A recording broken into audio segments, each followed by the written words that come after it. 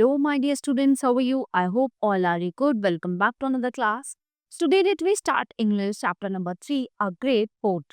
Rabindranath Tagore was a great poet. He was a great lover of his country, India. Rabindranath Tagore बहुत ही महान कवि थे और ये अपने देश से बहुत प्यार करते थे, भारत देश से। He wrote our national anthem Janagana Mana. इन्होंने जो है हमारा राष्ट्रगान जनगण मन लिखा। All people loved and respected him. Even Gandhi ji called him Gurudev. Tagore was the first man to call Gandhi ji as Mahatma. ठीक है, सब लोग इनको बहुत प्यार करते थे और महात्मा गांधी जी इन्हें गुरुदेव कहते थे। ओके, सो इन्होंने ही जो है सबसे पहले व्यक्ति ये थे जिन्होंने महात्मा गांधी को जो है गांधी जी को महात्मा नाम दिया था।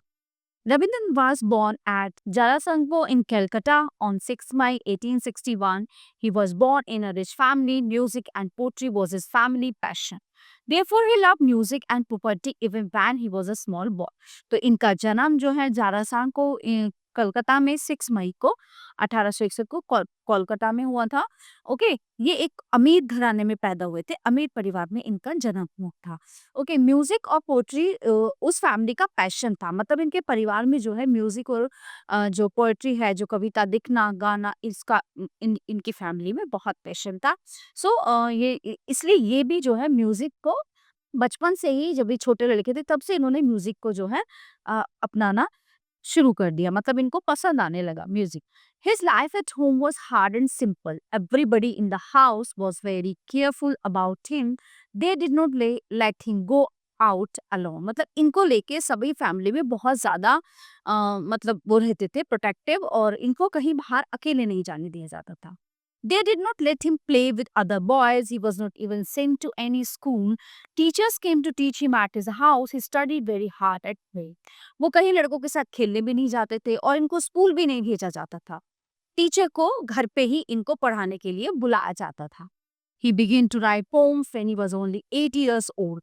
8 साल की उम्र में जो है इन्होंने पोएम लिखनी शुरू कर दी थी, यानी कविताएं लिखना शुरू कर दिया था। Later he wrote many poems in Bengali. Many of them were songs in praise of God. These poems made him famous epic God. इन्होंने जो है बंगाली में, बंगाली जो भाषा होती है उसमें बहुत सारी कविताएं लिखी। उसके बाद इन्होंने जो है बहुत सारे गाने भी बनाए, है ना, भगवान के ऊपर। और इनकी जो ये पोएम्स हैं, जो भगवान के गीत हैं, बंगाल में बहुत फेमस हो गए। Gitanjali is his world famous book of poems. जो गीतांजलि है इनकी बुक कविताओं की सबसे ज्यादा फेमस है। Initially he wrote it in Bengali. मतलब अभी जो है उन्होंने वो बंगाली में लिखी थी, हिंदी में भी है और बंगाली में भी है। Later he himself translated into English, then it was translated into many other languages. He also wrote many stories and plays. इन्होंने जो है गीतांजलि को इंग्लिश में भी कन्वर्ट किया और फिर और बहुत सारी भाषाओं में, ताकि सभी भाषाओं के लोग इनकी गीतांजलि जो कविता है उसको पढ़ सकें। ठीक है, अब इन्होंने जो है बहुत सारी कहानियां भी लिखी और प्लेज, नाटक भी लिखे। Tagore was a preacher of love and brotherhood. He said that men should not quarrel with one another. They quarrel because they hate one another. कि एक व्यक्ति को जो है किसी से भी नहीं लड़ना चाहिए, ये इनका सिद्धांत है। Tagore started his famous school and called it Shanti Niketan. इन्होंने अपना खुद का स्कूल शुरू किया जिसको नाम दिया गया Shanti Niketan.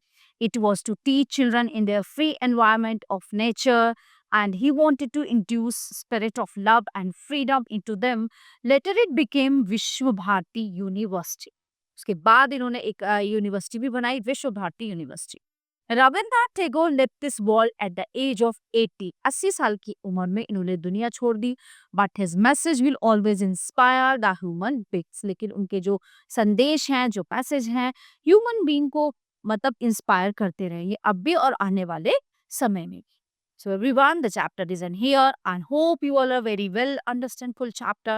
So we will meet you the next class. Thank you everyone.